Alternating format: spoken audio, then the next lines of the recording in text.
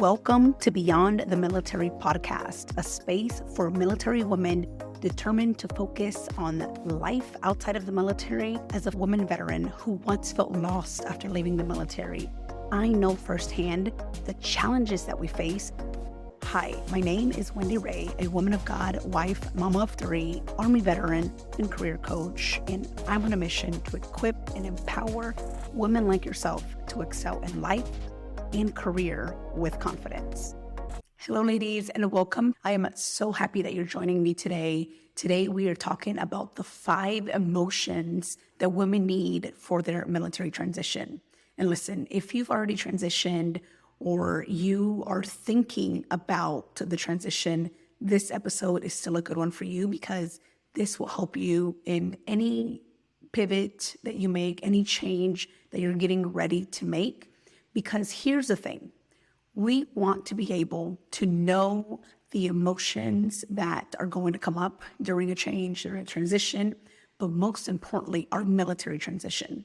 Here's the truth, it's going to be stressful. It's going to be challenging. So how do we do this in a way where we continue to show confidence, the confidence that we already have, that we've already built, that we've already created into the civilian sector, into the next chapter of our lives, before, during, and after the transition? Because trust me, that is exactly how it will happen. You have all these emotions that are both positive and negative at the very beginning, and you'll get that while you're in it, while you're in the actual transition, when you're physically getting your papers cleared, getting into, this new city, this new location, this new opportunity, and then all different and some similar emotions will come up as you are already out. Within the first year, you'll notice that all of this is going to come up. And so I want to invite you today to take a moment and allow me to provide you these 5 emotions that you have already either created before, have used before in your military career, because this is something that we typically do. We want to continue to focus on these emotions to get us through this challengeful area, this sucky part, to the end result, to the goal, to the success that we want. And so today, I want to invite you to, one, the first emotion, to really feel committed, to be completely committed for your military transition. And so what that looks like, that means that you are in it no matter what. Like, you've already decided that you're getting out and you are all in with really focusing on the new self-concept, of who you are based on your experience and the skill sets that you have already built while you were in. Because listen, there's so much that you already know, so many things, so many skills, all the experiences that you have, that is definitely going to transfer into another role, into another opportunity, just like you did while you were in the military. And so the first emotion for you to focus on is commitment, for you to be all in, to commit. And now, if you've been tuning in with me for a minute now, you know that how we think is how we create our emotions. So what are you going to focus on to help you generate this commitment? What is it that you want to think about constantly, continue to focus on that thought that's going to create this commitment? For me, it was getting into this whole new lifestyle now than later, as I was getting further into my career, military career. So for me, what kept me committed for this transition was knowing that now was the best time for me and my family in this moment. I wasn't going to continue to push my time because that's what I was doing. And you'll see here what I'm talking about based on why we want to focus on these emotions. If not, our brain is going to want to seek comfort and it's going to want to seek the easy way out. And so if we continue to stick to the first one, commitment, we want to be able to generate that with what we're thinking. All of these emotions, we need to generate it with a thought. We need to generate it with multiple thoughts. And what helps you may not help me, but for the most part, you know what your commitment will be or what you're going to be committed to. committed to a new lifestyle, committed to more time with my kids, committed to start a family, committed to, begin dating, committed to a new adventure, whatever that looks like for you. And that is going to generate commitment for you to go all in your transition from military to civilian.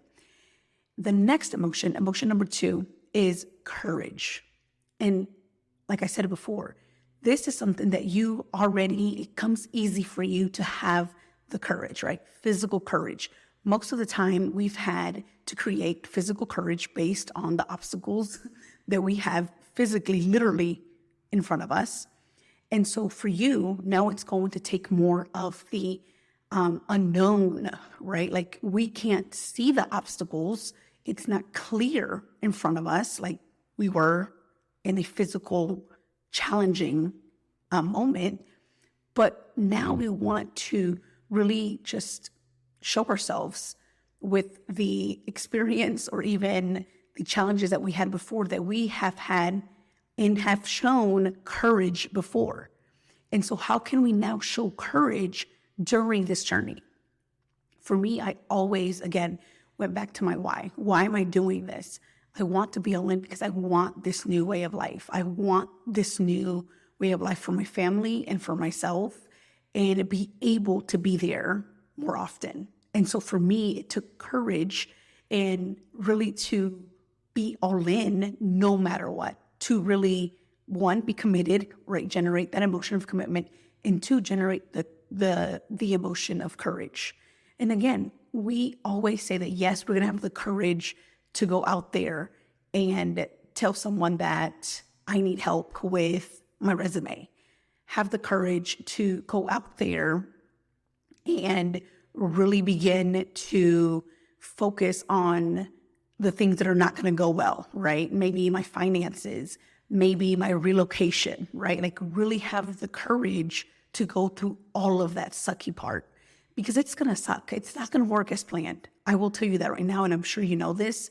Nothing is perfect. Nothing is going to work out as we plan, and I'm sure you know of this from all the planning that we did in the military. And then when we go out and we do the actual training or the actual training exercise, it doesn't work out that way.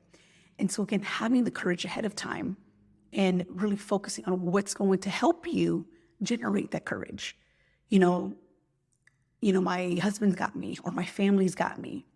I have the support that I need. There are so many organizations out there that are ready to help me.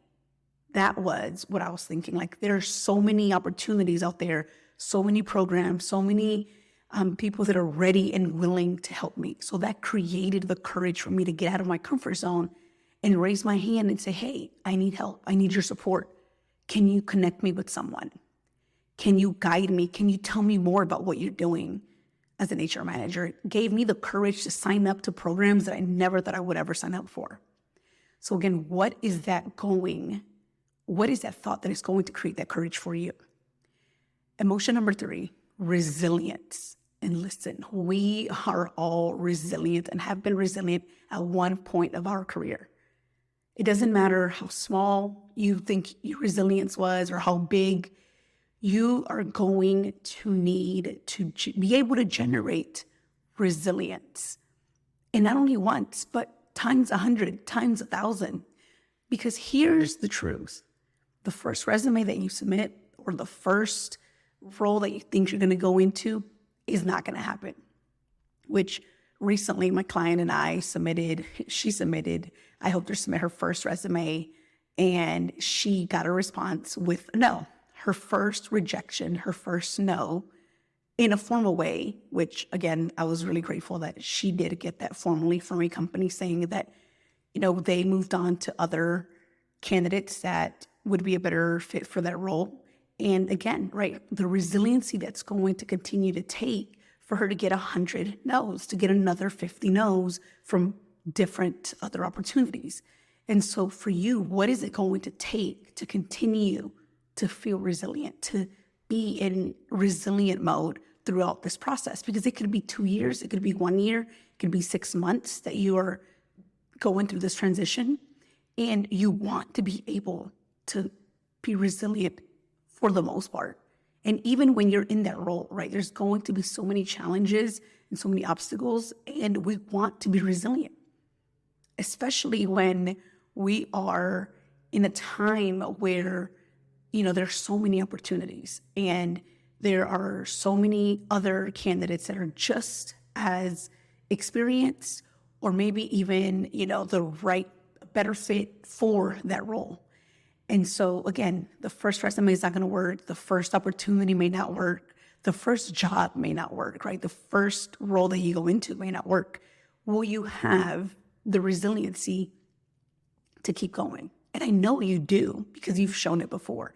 And so I want you to focus on a couple of thoughts that's going to help you to bounce back up and get back on that train of getting things done, even when it's hard, because you're committed, you have the courage to do so, and you're going to be resilient enough to do it 1,000 more times.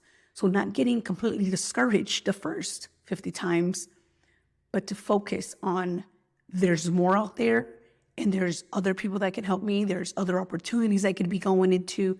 And so again, being resilient enough, feeling resilience so that you can go and continue to take action. That's the goal.